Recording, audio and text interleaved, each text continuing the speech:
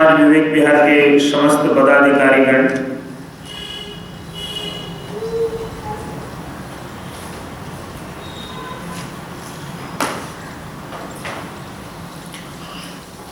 आज ये बहुत ही पवित्र दिवस है। आप कहेंगे कोई डेट वाइज है क्या? वास्तव में पवित्र और शुद्ध दिवस वो होता है जहाँ पे वेदों की, उपनिषदों की, गीता की, सत्संग की चर्चा करने को, सुनने को मिल जाए। क्योंकि जीवन का अगर आप विचार करेंगे तो जीवन में कुछ भी स्थिर नहीं रहने वाला है। थोड़ा सा आप ध्यान दीजिएगा। आज का चिंतन बहुत सुंदर है। अगर आप ध्यान देके सुनेंगे, मनन करेंगे, विचार करेंगे तो आप देखेंगे कि हम सब जानते हैं कि कुछ भी स्थिर रहने वाला नहीं है,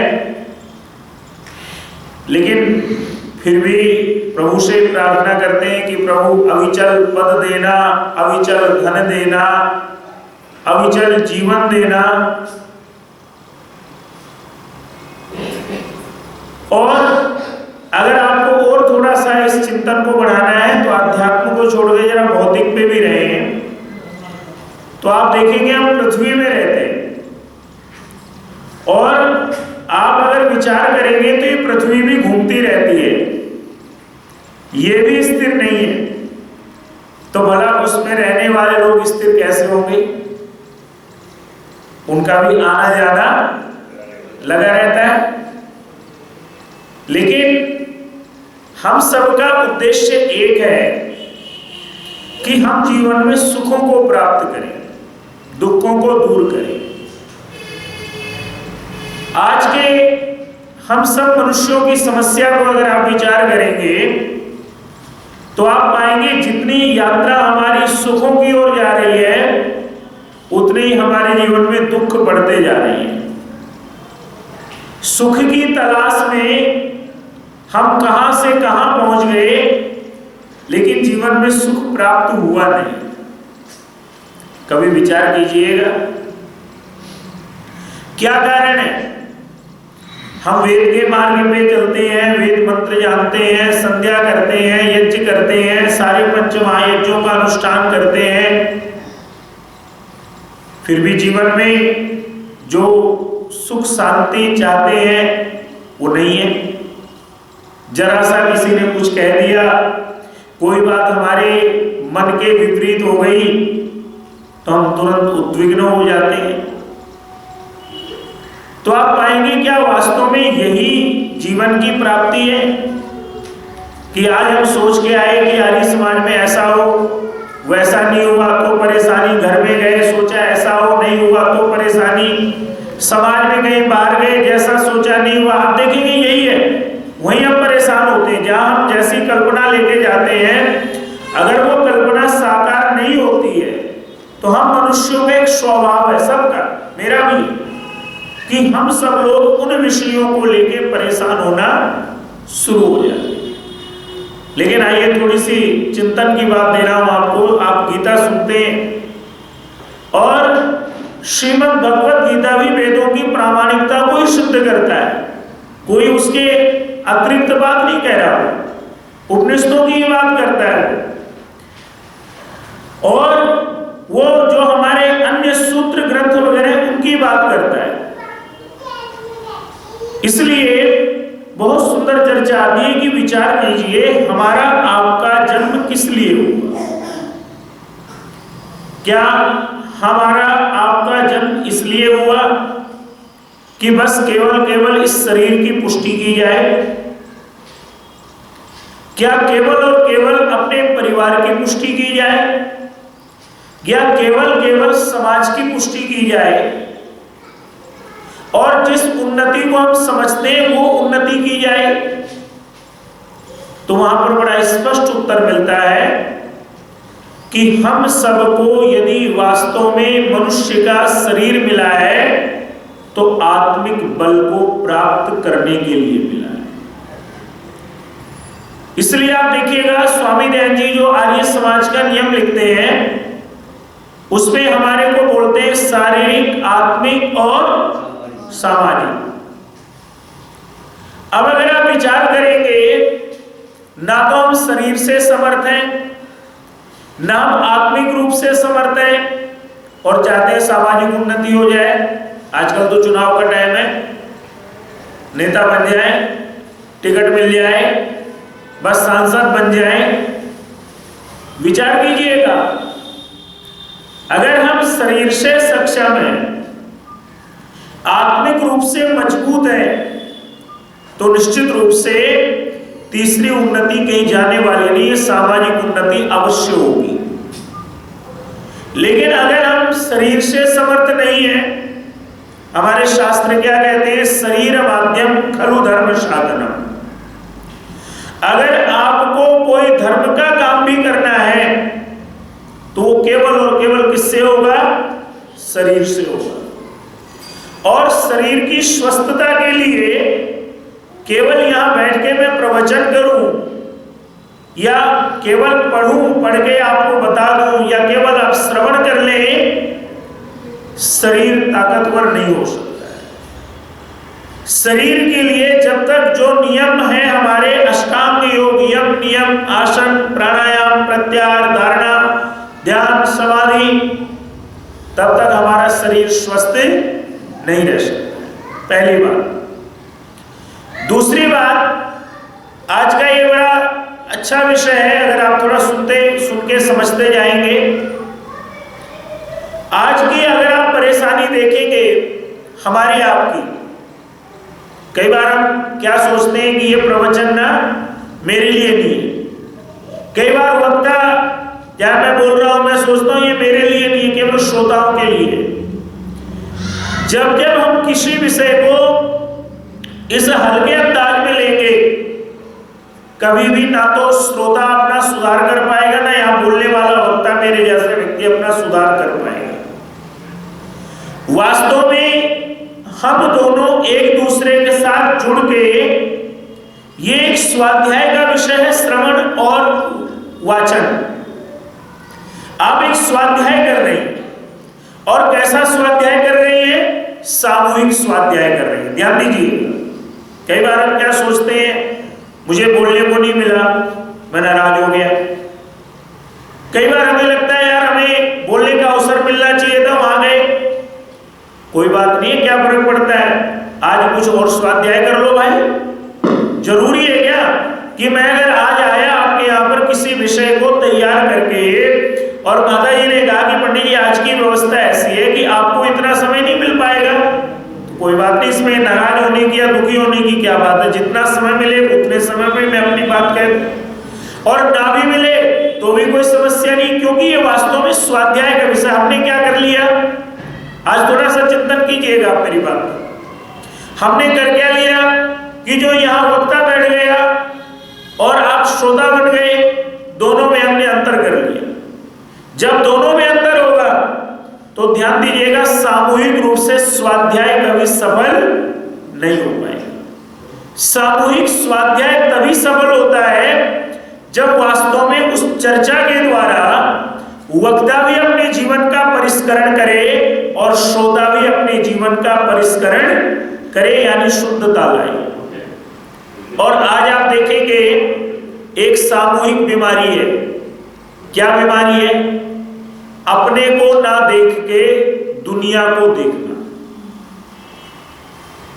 अपने को नहीं देखना, दुनिया को देखना। मेरे पास क्या है ये ना देखना, ये देखना मेरे दोस्त के पास, मेरे पड़ोसी के पास क्या है। और अगर आप पाएंगे सारा संसार आज इस सामूहिक रोग से ग्रसित है, जिसमें मैं आप भी शामिल हैं, हम आप अलग नहीं है, जिसमें हम आप भी शामिल हैं। और उसके अंदर सारे उपदेश धरे रह जाते हैं, सारी तपस्या आदमी की समाप्त हो जाती है, जहां पर केवल ये हावी हो जाता है मेरे पास क्या है और दूसरे के पास क्या है। इसलिए आज की मैं एक लाइन आपको दे रहा हूं, इस लाइन को मैंने बहुत दिन विचार किया। क्या लाइन है? किसी चिंतककार ने बहुत सुंदर शब्द शब्द कहे। उसने कहा कि आज का इंसान क्यों दुखी है। जरा ध्यान देकर श्रवण करेंगे। आज का इंसान किस लिए दुखी है कि जो उसका भूतकाल हो गया, जो बीत गया, उसको स्वीकारता नहीं है, और जो उसको मिला नहीं है उसको छोड़ता नहीं है। जरा ध्यान देना, जो भूतकाल है, जो बीत गया, उसको वो भूलता नहीं है, और जो मिला नहीं है यानी भविष्य है, उसको वो छोड़ता नहीं है। इसलिए आप देखिएगा आजकल नेता लोग आएंगे आपके पास, आपको बड़े अच्छे अच्छे स्वप्न दिखाएंगे, क्योंकि किसी मनोवैज्ञानिक ने बहुत सुंदर बात कही कि इंसान हमेशा भविष्य के सपने बुनने में क्यों खुश रहता है, क्योंकि उसको लगता है कि आज सुख नहीं मिला, कम से कम कल तो मिलेगा। आज नहीं मिला, मैं निरंतर कर रहा हूं तो कल मिलेगा। लेकिन अगर धरातल पर आप देखेंगे कि वास्तव में जिसके ऊपर भूतकाल हावी है, गौर कीजिएगा बात में, जिसके ऊपर भूतकाल हावी, और कौन सा भूतकाल हावी होता है? बुरा, अच्छे वाला नहीं होता, किसी के ऊपर बुरा हावी होता है। पहले अरे मेरे पास ये था, आज ये नहीं है। अच्छा, इस बंदे ने मुझे ऐसा बोला, अब मैं उसको मौका मिले ऐसा करके दिखाऊं। अब जानते हैं आप 2 दिन 3 दिन बाद क्या पर्व आ रहा है? बोल दीजिए सभी, होली आ रहा है। वैदिक परंपरा में इसको नवश्रेष्ठी यज्ञ कहते हैं कि इन दिनों में नई फसल आती है, उसको हम यज्ञ करते हैं। लेकिन जिन लोगों ने इसको होली बनाया वो भी पूजनीय है, वो भी वंदनीय है, वो भी श्रद्धेय है। आप कहिए क्यों? क्योंकि वास्तव में होली जो बीत गई सो बीत गई, अब आगे शुरुआत की जाए। लेकिन कब, कितनी शुरुआत करेंगे हम? फिर भी वही अंदर गुबार रहेगा। इसलिए क्या डालते हैं आप? गुलाल डालते हैं कि गुलाल जैसे उड़ गया, गुलाल जैसे लगा दिया, रंग जैसे लगा दिया, तो आप कोई पहचानेगा थोड़ी कौन है। सबका एक रंग है, सबका एक जल है। सब यज्ञ में क्या लेके आएंगे? गेहूं की बाली, चने की बाली, जो भी फसलें होंगी सब वही लेके आएंगे, यज्ञ में डालेंगे।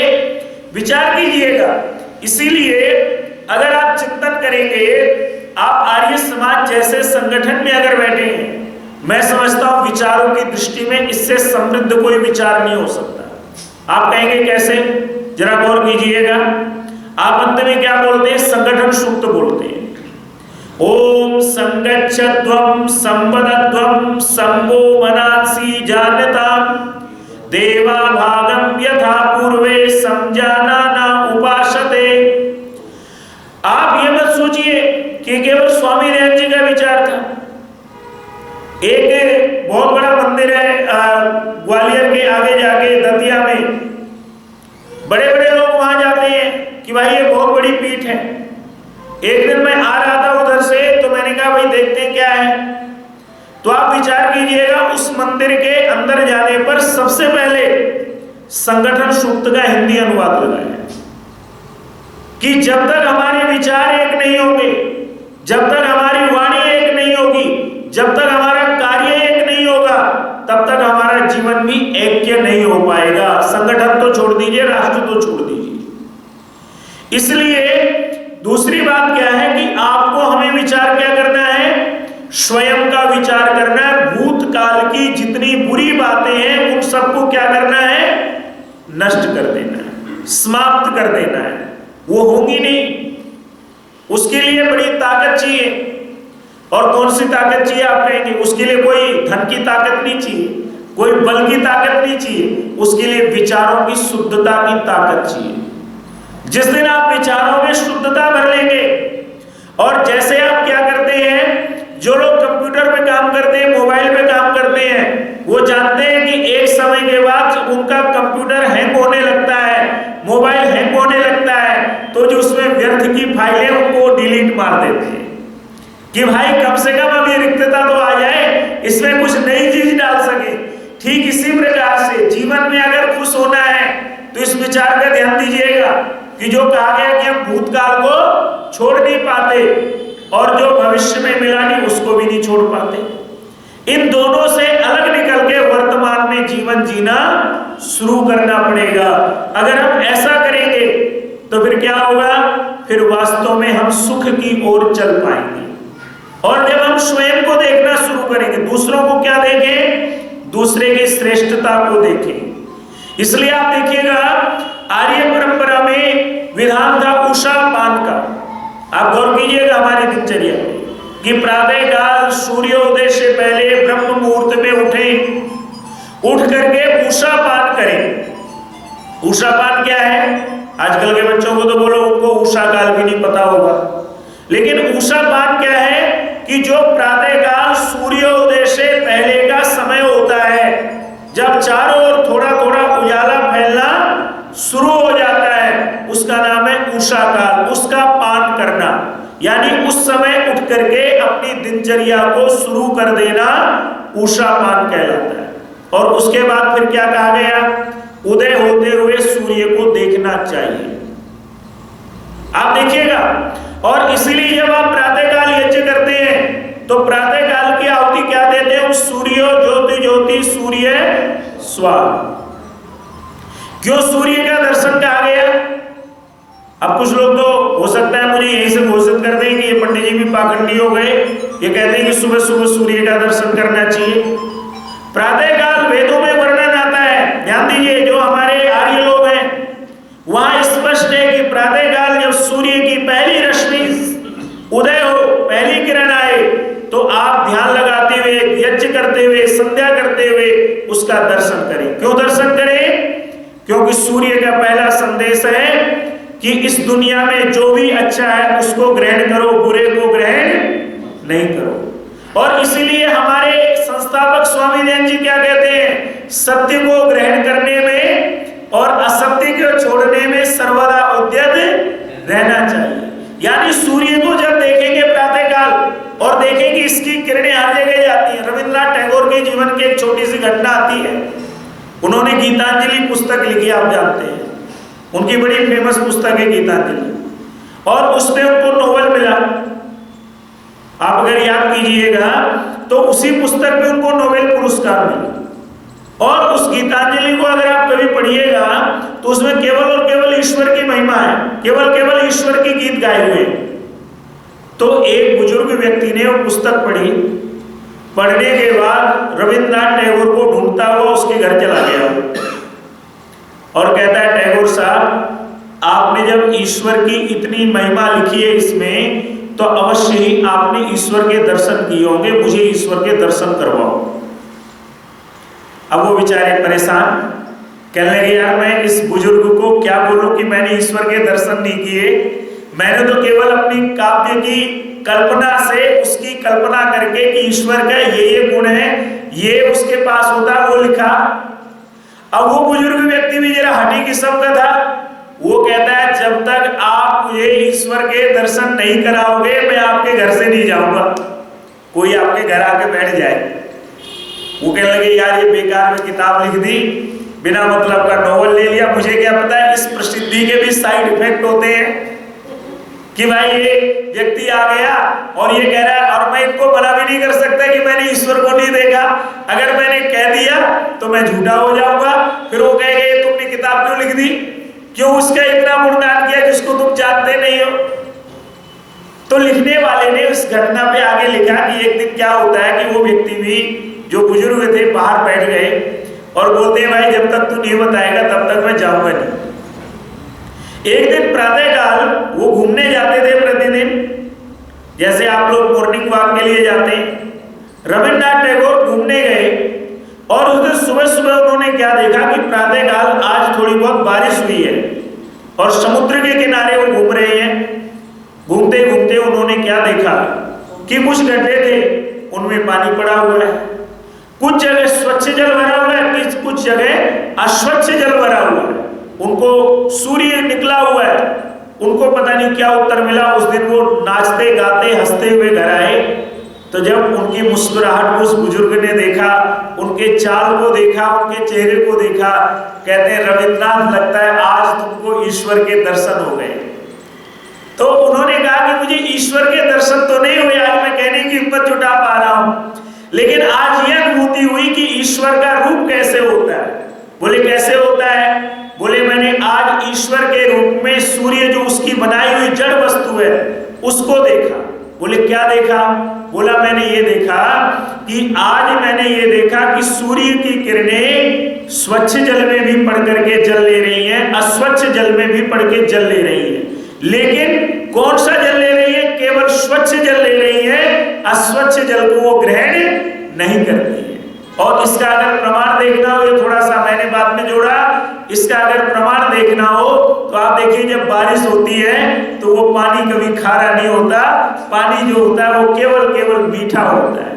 कहने का भाव क्या है कि वास्तव में जब हम जीवन में सूर्य का दर्शन करेंगे, वेद मंत्रों का पाठ करेंगे, और मंत्रों का पाठ केवल पाठ करने के लिए नहीं होगा, हृदय से होगा, तो निश्चित रूप से हम जीवन भर में जिनको देखेंगे सब स्वच्छ देखेंगे, किसी को अस्वच्छ नहीं देखेंगे।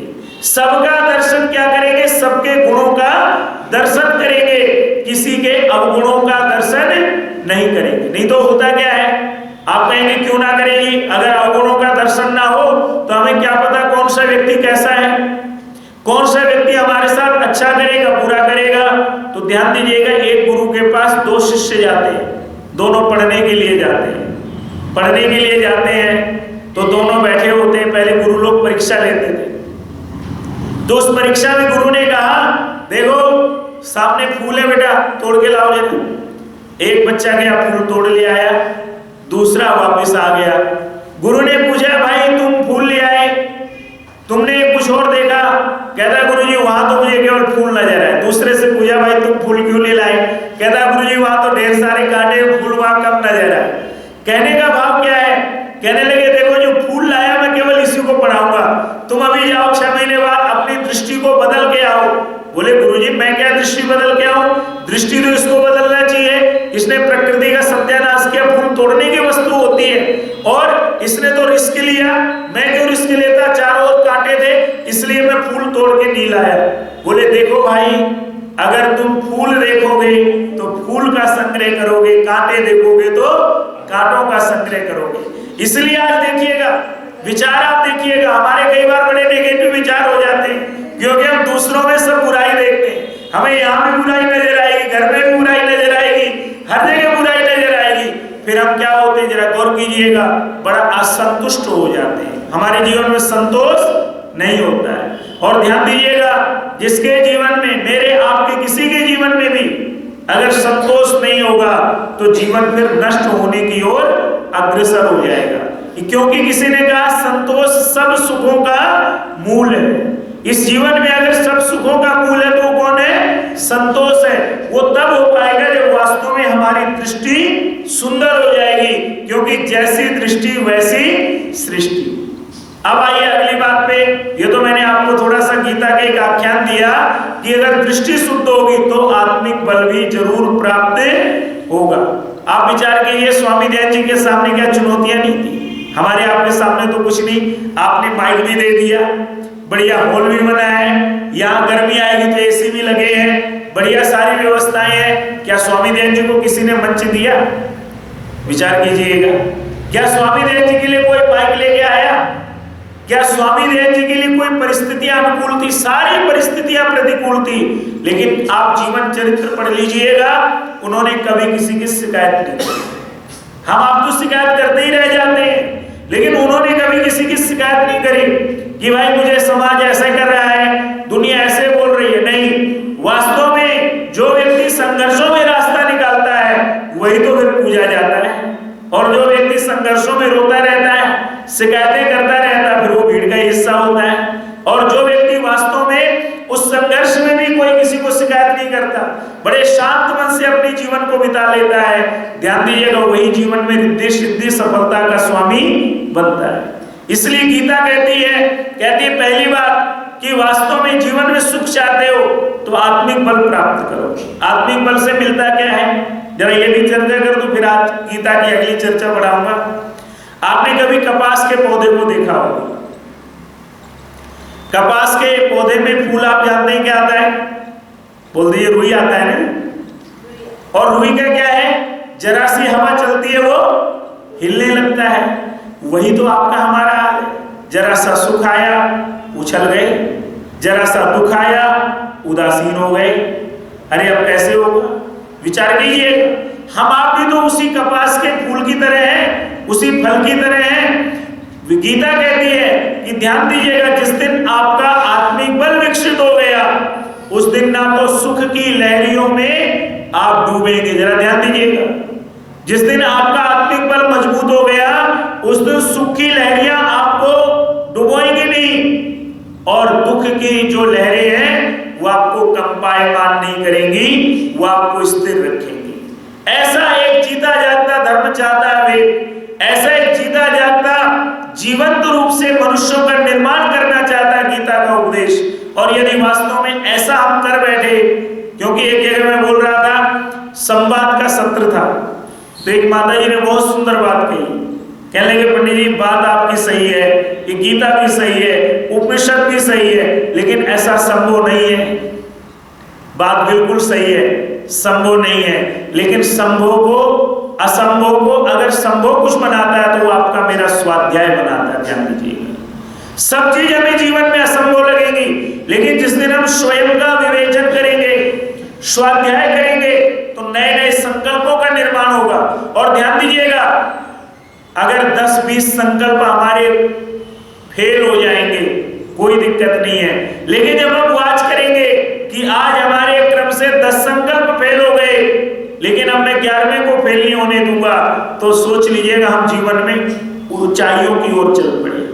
दिक्कत तब आती है जब हमारे सारे संकल्प भी फेल हो जाते हैं, सारे वचन भी फेल हो जाते हैं, लेकिन फिर भी हम स्वीकार नहीं करते कि हम जीवन में कुछ गलत कर रहे हैं। जब जिस दिन आपको मुझे महसूस हो जाए कि भाई ये मेरा संकल्प फेल हो गया, क्या कारण था और मेरे को अब इसको और ठीक करना है, सोच लीजिएगा वही आपकी उन्नति का लक्षण है। और इसको अगर देखना है तो स्वामी दयानंद जी का आपने जन्म दिवस भी मनाया, बोध दिवस भी मनाया, तो आप देखिएगा वो लंगोटी में रहते थे, संस्कृत भाषा बोलते थे, हिंदी में बात नहीं करते थे, लेकिन बंगाल गए, कलकत्ता गए, बाबू केशव चंद्र सेन, आप पढ़िएगा इतिहास के अंदर, ब्रह्म समाज के बहुत बड़े लीडर, उन्होंने कहा कि स्वामी जी एक छोटा सा निवेदन है, विचार कीजिएगा, आज हम दूसरे धर्म वालों को, दूसरे संप्रदाय वालों की बात को सुनकर राजी नहीं है। स्वामी दयानंद जी को कहते हैं कि स्वामी जी एक छोटा सा निवेदन है। स्वामी जी ने कहा कहिए। कह लगे 2 बात आपसे कहना चाहते हैं। पहली बात तो आप देखो, आप हिमालय में नहीं हो, आप जंगल में नहीं हो, आप समाज के बीच रहते हैं, इसलिए आप कृपया आपसे निवेदन है पूर्ण परिधान धारण कीजिए। स्वामी जी ने कहा बिल्कुल आपकी बात को मैं स्वीकारता हूं। बोले दूसरी क्या आप निवेदन करना चाह रहे हैं? बोले दूसरा निवेदन यह है कि इस समय भारतवर्ष की अधिकांश जनता हिंदी समझती है, इसलिए आपसे निवेदन है कि कृपया संस्कृत भाषा की जगह आप हिंदी भाषा में अपना उपदेश करें, अपनी बात कहें, तो वो जन सामान्य बड़े अच्छे तरीके से समझ पाएगा। आप विचार कीजिएगा, स्वामी जी ने 1 मिनट नहीं लगाया, स्वामी जी ने कहा मैं इस बात को भी स्वीकारता हूं। और आप देखिएगा स्वामी दयानंद जी ने हिंदी को क्या नाम दिया? आर्य भाषा। स्वामी दयानंद जी ने हिंदी को नाम दिया आर्य भाषा, और वो संस्कृत के धुरंधर थे, संस्कृत का ही प्रचार प्रसार करते थे। और आप जानते हैं जन्म से वो गुजराती थे, उनको गुजराती भी आती थी, लेकिन उसके बाद उन्होंने जन सामान्य के लिए, वास्तव में लोगों के उद्धार के लिए अपने पूर्ण वस्त्रों को पहनना शुरू किया ताकि किसी को समस्या ना हो, और उसी भाषा में बात करना शुरू किया जो जन सामान्य की भाषा थी। माता सज्जनों, जो व्यक्ति आत्मिक बल से युक्त होता है वो क्या होता है? वो विनम्र भी होता है। ध्यान दीजिएगा, अगड़ा कौन रहता है? किसी ने बहुत सुंदर बात की, थोड़ी कड़वी भाषा है, अगड़ा तो मुर्दा होता है, जिंदा आदमी तो हमेशा शिष्टता की प्रतिमूर्ति होता है। जो जितना विद्वान होगा, जो जितना योगी होगा, जो जितना ज्ञानवान होगा, वो वास्तव में उतना ही विनम्र होगा। किन बातों के लिए? अच्छी बातों के लिए। जहां बुराई की बात आती है वहां स्वामी दयानंद जी कलेक्टर को भी धमकाते हुए कहते हैं, जब एक कलेक्टर उनको बोलता है कि अरे स्वामी जी इस अंग्रेजी राज के लिए भी कुछ प्रार्थना कर दिया करो कि ये बढ़ता रहे, अपनी इतनी देर समाधि लगाते हो? तो उस समय आप सब जानते हैं स्वामी जी का उत्तर बड़ा अच्छा होता है। वो कहते हैं, अरे सुनो, ये स्वामी दयानंद है, इसकी उंगलियों को अगर आप बत्ती बना करके जला दोगे, तोप के सामने भी खड़ा कर दोगे, तो ये सत्य को सत्य कहेगा। कोई भी विदेशी राज्य है वो स्वदेशी से ऊपर नहीं हो सकता। और आप देखिएगा, इस स्वदेशी शब्द की परिकल्पना बाल गंगाधर तिलक ने अगर कहीं से ली थी तो स्वामी दयानंद जी के ग्रंथों से ही ली थी, क्योंकि सबसे पहले स्वदेशी शब्द का प्रयोग अगर किया तो इतिहास के अंदर बाल गंगाधर तिलक का नाम आता है। लेकिन ये कॉन्सेप्ट उन्होंने उठाया स्वामी दयानंद जी के प्रवचनों से, उनकी बातों से। कहने का भाव क्या है कि वास्तव में जब आत्मिक बल से युक्त हो जाएंगे, फिर हमें कोई भी चुनौती जीवन में परेशान नहीं करेगी, कोई भी चिंता हमें व्यथित नहीं करेगी। हाँ, चिंता होगी, परेशानियां आएंगी, ऐसा थोड़ी आत्मिक बल होने से कुछ खत्म हो जाएगा। सब कुछ आएगा जीवन में, लेकिन हम वही रहेंगे जो थे। हम कभी अपने आप को खत्म नहीं करेंगे। और ध्यान दीजिएगा, अगर हम अपना अस्तित्व बचाए रखते हैं, हम अपने आप का इंप्रूवमेंट करते हैं, अपने आप को जीवन में आगे बढ़ाते हैं। जीवन में आगे बढ़ाना ये नहीं बड़े बड़े मंचों में नाम हो जाए, जीवन में आगे बढ़ाना ये नहीं बड़ी बड़ी दौलत के स्वामी हो जाए, जीवन में आगे बढ़ने का नाम ये नहीं बड़े बड़े यशों के मालिक बन जाए। जीवन में अगर आगे बढ़ने का नाम है वेद के, उपनिषद के, गीता के संदर्भ में, तो ये कि व्यक्ति आत्मिक बल सबसे पहले प्राप्त कर ले, वो आत्मवित हो जाएगा। और जिस दिन ऐसा हो जाएगा, उसी दिन वास्तव में क्या होगा। अब आज आपको अगली बात जोड़ देता हूं। पौराणिक कहानी क्या कहती है होली की, कि होलिका को वरदान प्राप्त है कि वो जलेगी नहीं और प्रहलाद जल जाएगा। लेकिन आप देखिए, जला कौन? होलिका जल गई, लेकिन बचा कौन? प्रहलाद बच गया। कहने का ध्यान क्या है? अविद्या का नाश हो गया और विद्या की वृद्धि हो गई। ध्यान दीजिएगा, असत्य जल गया और सत्य नहीं जलता। इसीलिए कहा जाता है कि वास्तव में जब आत्मिक भाव से हम जीवन को आगे बढ़ाएंगे तो निश्चित रूप से जीवन में उन्नति को प्राप्त करेंगे।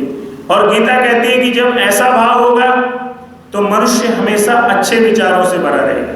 कैसे विचारों से भरा रहेगा? कल परसों मैंने एक बहुत सुंदर स्टोरी पढ़ी, जो लोग मेरे व्हाट्सएप में उनको भेजी भी थी मैंने, थोड़ा आप सुनिएगा। कि एक कमरे में 4 दीपक जल रहे हैं, 4 दीपक जल रहे हैं। अचानक से क्या होता है? पहला दीपक बुझ जाता है और क्या बोलता है? कहता है, देखो मैं शांति हूं, किसी को मेरी जरूरत नहीं, सब मेरी तलाश में लगे रहते हैं। ध्यान दीजिए, किसी को मेरी जरूरत नहीं है, सब तलाश में लगे रहते हैं शांति की। इसलिए भैया मैं क्या करूंगा जल के? एक हवा का झोंका आता, वो बुझ जाता है। इतने में क्या होता है? दूसरा दीपक जल रहा होता है। दूसरा दीपक कहता देखो मेरा नाम विश्वास है, लेकिन आज कोई किसी पर विश्वास करता ही नहीं है, अपने पर भी नहीं इंसान करता, इसलिए मैं क्या करूंगा जल के? वो भी बुझ जाता है। इसके बाद तीसरा दीपक जो जल रहा होता है वो कहता है, देखो मैं ज्ञान हूं और मैं ऐसा ज्ञान हूं जो लोगों को उन्नति देता हूं, लोगों के जीवन में वास्तविक प्रकाश फैलाता हूं, उजाला देता हूं, लेकिन लगता है आज मेरी किसी को जरूरत नहीं है। तो वो भी ये कह के बुझ जाता है। तो एक छोटा सा बच्चा उस कमरे में आता है और उस कहानी के अनुसार वो तीनों दीपकों की बात सुन लेता है। वो रोने लगता है, कहता है, हे भगवान, शांति भी चली गई, विश्वास भी चला गया, ज्ञान भी चला गया, ये तो बड़ा, मैं क्या करूंगा फिर? इतने में चौथा दीपक बोलता है, अरे बालक रो मत, मैं अभी हूं। कहता है, आप कौन हो? कहता है कि मैं आशा हूं। अगर आशा है तो जीवन में सब कुछ है, रो मत, इन सभी को भी मैं अभी चलवा देता हूं। ये अपनी आशा खो चुके हैं। माताओं सज्जनों, हम जीवन में जिस समय आशा खोते हैं, परेशानी हमारी तभी आती है। और आशा कब खोते हैं? जब स्वयं पर विश्वास नहीं होता है। इसलिए किसी ने बहुत सुंदर कहा, मेरे 2 शब्दों को आज थोड़ा सा लेके जाइएगा, मैं अपने लिए भी चिंतन कर रहा था कि प्रभु में श्रद्धा रखें। श्रद्धा किसमें रखें? प्रभु में रखें। और विश्वास स्वयं के ऊपर रखें। ध्यान दीजिएगा, अगर प्रभु में श्रद्धा है तो स्वयं में विश्वास हमेशा बना रहेगा। जिस दिन हम प्रभु में श्रद्धा रखनी छोड़ देते हैं, उसी दिन स्वयं का विश्वास भी हमारा खो जाता है। लेकिन जब उस प्रभु में अखंड श्रद्धा रहेगी, अटूट विश्वास रहेगा और ऐसा संबंध रहेगा जो कभी टूटेगा नहीं, जो कभी बिखरेगा नहीं, तो ध्यान दीजिएगा अपने में विश्वास हमेशा बना रहेगा। और जब अपने में विश्वास बना रहेगा तो फिर जीवन में कोई कठिनाई महसूस आपको नहीं होगी। हमें क्या लगता है, जब हम स्वयं के ऊपर ट्रस्ट करना छोड़ देते हैं तब हमें पूरी दुनिया बेगानी नजर आती है। आप कभी देखिएगा, किसी ने बहुत सुंदर कहा कि जब आपको बुखार हो जाए ना तो आपको ऐसा लगेगा सब बीमार है आज। कभी जुकाम खांसी हो जाए आपको सबको लगेगा सारे बीमार है, सारी इसी रोग से पीड़ित है। इसलिए कहा गया कि जब आप मन से स्वस्थ होंगे तो सब आपको मन से भी स्वस्थ नजर आएंगे, हो या ना हो, लेकिन आप स्वस्थ रहेंगे तो सब आपको स्वस्थ नजर आएंगे। इसलिए आप देखिएगा हमारे यहाँ पर प्रतिदिन प्रातः सायं संध्या का विधान था, प्रातः सायं यज्ञ का विधान था। ये इसलिए नहीं था कि ईश्वर खुश होंगे, इसलिए था कि उसकी दिव्य शक्तियों से हम भी प्रकाशित होंगे। और जब उसकी दिव्य शक्तियों से आप और हम प्रकाशित होंगे तो ध्यान दीजिएगा, फिर एक मंत्र बोला करते ना, ओम असतो मा सद्गमये तमसोर्मा, बोल दीजिए मेरे साथ, ज्योतिर्गमये मृत्युर्मा अमृतम गमये। सारी यात्रा फिर आपकी हमारी कहाँ हो जाएगी, असतो मा सद्गमये। हे प्रभु असत से सत की ओर ले चलो, तमसो मा ज्योतिर्गमये, अंधकार से निकाल के ज्योति की ओर ले चलिए, मृत्युर्मा अमृतम गमये। हे प्रभु मुझे मृत्यु से छुड़ा करके अमृत मतलब मोक्ष की ओर ले चलिए। वास्तव में माताओं सज्जनों, जिस दिन ये कार्य हो जाएगा फिर क्या मिलेगा। गीता का अगला विषय बड़ा सुंदर, बड़ा रोचक है। कहते फिर आप जो है एक योग के स्वामी बनेंगे। जो ऐसा व्यक्ति होगा जो प्रभु पे अटूट विश्वास रखेगा, प्रभु पे श्रद्धा रखेगा, स्वयं पर विश्वास रखेगा, आत्मिक बल से परिपूर्ण होगा, जो आशावान होगा, भूतकाल को बुरा मिटा देगा जो बुराई होगी, और अच्छाई को ग्रहण कर लेगा, दूसरों को क्षमा कर देगा। क्योंकि होली का त्योहार क्या है, क्षमा करने का पर्व है।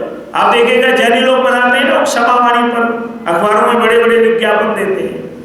तो हम भी एक काम तो कर सकते हैं कि आप यज्ञ करेंगे किस तारीख को, दुल्हनी वाले दिन यज्ञ, बहुत पुरानी परंपरा है आपकी। उस दिन कम से कम जब एक दूसरे को तिलक लगाइएगा, एक दूसरे को गले मिलिएगा, तो ये कह दीजिएगा भाई पूर्ण वर्ष अगर मैंने कोई शब्द आपको कुछ कहे हो तो माफ कर दीजिएगा। एक बार कह के तो देखिए, एक बार समाज में आकर के आपस में, भले ना आपने किसी को कुछ कहा हो, लेकिन एक बार कह के तो देखिए हृदय से, फिर देखिए उसका क्या रिएक्शन होगा। वास्तव में तब होली बनेगी। तो फिर क्या होगा, ध्यान दीजिएगा, जब ऐसा शुद्ध मन हो जाएगा, ऐसा सत्य जीवन में प्राप्त हो जाएगा, तो फिर आज आपको अंतिम चीज दे रहा हूं। वेद छोड़िए, उपनिषद क्या कहता है, गीता कहती है कि जीवन में अब अविकंपित योग हो जाएगा। अविकंपित योग क्या है कि वास्तव में जीवन में फिर चाहे यश होगा, चाहे अपयश होगा, चाहे मान होगा, चाहे सम्मान होगा, चाहे धन का आना होगा या धन का जाना होगा, आप स्थिर रहेंगे, आप परेशान नहीं होंगे। और भर्तृहरि के शब्दों में फिर एक पंक्ति आती है, शायद मैं पूरी ना कर पाऊं, विजित जी को स्मरण होगा, निंदन्तु नीति निपुणा यदि वास्तुवन्तु। चाहे निंदा हो, चाहे स्तुति हो, चाहे हानि हो, चाहे लाभ हो, चाहे यश हो, चाहे अपयश हो, और आप और हम स्थिर रहेंगे, एक प्रभु के चिंतन में मग्न रहेंगे और अपने जीवन को सुंदर रखेंगे। हम अपने जीवन को गिराएंगे नहीं, अपने जीवन के अच्छी बातों से डिगेंगे नहीं। जब जीवन में सोच लीजिए ऐसी स्थिति आ जाए तो सोच लीजिएगा वास्तव में आपके मेरे जीवन में प्रभु की बड़ी कृपा प्राप्त हो गई है।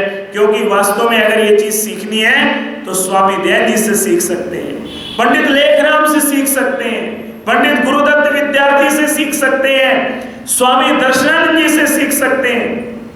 विचार कीजिएगा, पंडित लेखराम स्वामी दयानंद जी के अनुयायी स्वामी दयानंद जी का जीवन लिख रहे हैं, लेकिन हत्यारे ने छुरा घोंप दिया उनके पेट में। विचार कीजिएगा, खून बह रहा है, डॉक्टर को बुला के लाए, वो टाके लगा रहा है, लेकिन वाले ऋषि का दीवाना विश्वामिदेव का मंत्र जप रहा है। और जब तक होश रहा या बेहोश रहे, मंत्र पाठ करते करते चले गए। वाले गुरुवर देव दयानंद शास्त्रार्थ हो रहा है, लोगों ने पत्थर भी बरसाए, लोगों ने सब कुछ किया, लेकिन फिर भी उनके लिए भला सोच रहा है, फिर भी अपने लिए कुछ नहीं सोच रहा है। जिसने जहर दिया, एक को जेल से छुड़वा दिया, दूसरे को कहता है पैसे ले लो और यहां से दूर चले जाओ, मेरे किसी भक्त को पता चलेगा वो तुम्हें दंडित करेगा। कहने का भाव क्या है, इतने लंबे चलो ना बन पाए, लेकिन कम से कम आज इस आर्य समाज में बैठ करके, चाहे मैं हूं वक्ता के तौर पे, चाहे आप श्रोता के तौर पे हैं, आप एक बात करके जाए यहाँ से कि भाई जीवन में अगर किसी का मैंने बुरा किया है तो मैं उससे क्षमा मांगता हूँ, और अगर मैंने किसी के लिए गलत भावना रखी तो उसको मैं यही छोड़ के जाता हूँ, अगला करे या ना करे। क्योंकि आप लोग एक बात बोला करते हैं, क्या बोलते हैं संध्या में, योष्मान द्वेष्टियम वयम दिश्वस्तम भोजम वेदत्मय, जो मेरे से द्वेष करता है, विचार कीजिएगा, योष्मान द्वेष्टियम वयम, जो मेरे से द्वेष करता है या मैं किसी से द्वेष करता हूं, प्रभु जम्बे दद में, वो मैं आपके जबड़े में रख देता हूं। और ध्यान दीजिएगा, जब भोजन आपके मुंह में जबड़े में चला जाता है तो आप उसको फिर चबा चबा के खाते हैं, फिर उसको वैसे नहीं छोड़ते हैं। यानी मैं ईश्वर के न्याय पर विश्वास रखता हूं, और जब ईश्वर के न्याय पर विश्वास रखता हूं तो मैं उस ईश्वर के प्रति हमेशा श्रद्धावान बना रहूंगा। एक दिन एक व्यक्ति मिला, वो क्या बोलता है मेरे को यज्ञ के बाद, कहता है पंडित जी देखो मैं यज्ञ में तो आ गया, लेकिन आपका दुश्मन हूं मैं। मैंने कहा भाई मेरी कैसी दुश्मनी हो गई आपसे? कहता है देखो आप ईश्वर को मानने वाले हो, मैं ईश्वर को नहीं मानने वाला। तो मैंने कहा इसमें क्या दिक्कत है, दुश्मनी तो नहीं है भाई। कहता है इसलिए दुश्मनी है कि आप मेरी अपोजिट विचारधारा के हो और मैं जस्ट आपके अपोजिट विचारधारा का हूं। तो मैंने उसको फिर एक बात कही, मैंने कहा भाई साहब आप गलत फहमी में हो, मुझे आपसे कोई दिक्कत नहीं है, मत मानो ईश्वर को। बोले आप ये नहीं कहोगे ईश्वर को मानो? मैंने कहा मैं क्यों कहूंगा, जिस दिन उसको मनवाना होगा तुमसे मनवा लेगा वो, मुझे क्या जरूरत पड़ी है भाई आपसे मैं लड़ूं, आपको बोलूं आप ईश्वर को मानो या मत मानो। मैंने कहा जिस दिन उसको मनवाना होगा आपसे मनवा लेगा, आप उसके उपासक भी बन जाओगे। माताओं सज्जनों, कई बार हम ऐसे सत्संगों में जाके अपने आप को बहुत श्रेष्ठ मानने लगते हैं और सोचते हैं सबको अपनी बात मनवा दें। तो हो सकता है पहले हम स्वयं अच्छे बनने का प्रयास करें, एक समय आएगा जिसको बनना होगा अच्छा वो स्वयं में बन जाएगा। प्रयास जारी रखें, लेकिन किसी से कभी लड़े नहीं, किसी से कभी हम गलत भाषा का प्रयोग ना करें। निश्चित रूप से एक दिन आएगा आपके व्यवहार से वो व्यक्ति जीवन में स्वयं बदल जाएगा। एक संत हुए, एक नाथ उनकी बात कहता है, वो समय बड़ी तेजी से भागता है। एक बार एक संत हुए महाराष्ट्र में, संत एक नाथ, वो प्रातःकाल नदी से स्नान करके वापस आ रहे थे। स्नान करके वापस आ रहे तो क्या हुआ कि ऊपर से किसी ने उनके ऊपर कुल्ला कर दिया। तो उन्होंने अचानक ऊपर नजर दौड़ाई तो देखा एक व्यक्ति अपना कुछ दातून कर रहा है। तो उन्होंने सोचा कि शायद इसका गलती से इसने मेरे ऊपर कुल्ला कर दिया, अब भाई दोबारा स्नान तो करना पड़ेगा। वो दोबारा स्नान करने चले गए। अब उस व्यक्ति ने आज जो है गलत भाव से बैठा था, वो जब बेचारे फिर आए फिर उसने वही कर दिया। उन्होंने कोई गुस्सा नहीं किया, उन्होंने फिर देखा वही बैठा है, कोई बात नहीं है, वापस गए फिर स्नान करके आए। ये क्रम चला कम से कम 108 बार। उसके बाद वो व्यक्ति जो कर रहा था ये कार्य, वो ऊपर उतर के ऊपर अपनी दीवार से उतर के नीचे आया और कहता है कि ये कोई साधारण व्यक्ति नहीं है जिसने कुछ मेरे को गलत भी नहीं बोला, कुछ कहा भी नहीं। वो उनके चरणों में गिर के कहता है कि महाराज जी आज मैंने दुष्टता करी आपके साथ। ध्यान दीजिए उसके शब्दों पे, आज मैंने बहुत बड़ी दुष्टता करी, आपका अपमान किया, आपको मैंने बहुत परेशान किया। मैं आपसे क्षमा मांगता हूं क्योंकि मुझे नहीं पता था कि आप जैसी दिव्य आत्मा थी। ऐसे स्वामी दयानंद जी का देखिए, एक व्यक्ति उनको फल भेंट करने आता है, वो कहते हैं भाई मुझे मत दे, वो मेरे पड़ोस में दूसरा बाबा रहता है उसको दिया। वो महात्मा कहता है स्वामी दयानंद जी ने फल मुझे क्यों भेजे? वो कहता है कि भाई स्वामी जी ने भेजे, स्वामी जी से जाके पूछो। स्वामी जी के पास आके वो कहता स्वामी जी मेरे को क्यों भेजे, मैं तो आपको दिन भर गालियां देता हूँ, दिन भर उल्टा सीधा बकता हूँ। स्वामी जी कहते हैं देख भाई, मैं अपनी शक्ति नहीं खर्च करता ना, तेरी बहुत शक्ति लगती होगी मेरे को भला बुरा कहने में, इसलिए मैंने सोचा ये बल आपके लिए बहुत जरूरी है, मेरे लिए आवश्यक नहीं है। माता और सज्जनों, चाहे वो एकनाथ का दुष्ट व्यक्ति था, चाहे ये महात्मा स्वामी दयानंद जी के प्रति दूसरा महात्मा था, दोनों को नमन करते हैं और अपनी माफी मांगते हुए अपने जीवन को सुंदर बनाने का प्रयत्न का संकल्प लेते हैं। मैं समझता हूं जीवन में यदि इसी प्रकार की भावना के साथ आगे बढ़ेंगे तो निश्चित रूप से आर्य समाज का यज्ञ सत्संग आपके मेरे जीवन को निश्चित रूप से सुंदर बनाएगा, और जीवन को जब सुंदर बनाएगा तो उसमें शिव होगा, और जहां शिव होगा वहां कल्याण भी आपका हमारा अवश्य होगा। आप सभी का धन्यवाद। ओम शांति। Thank you. बहुत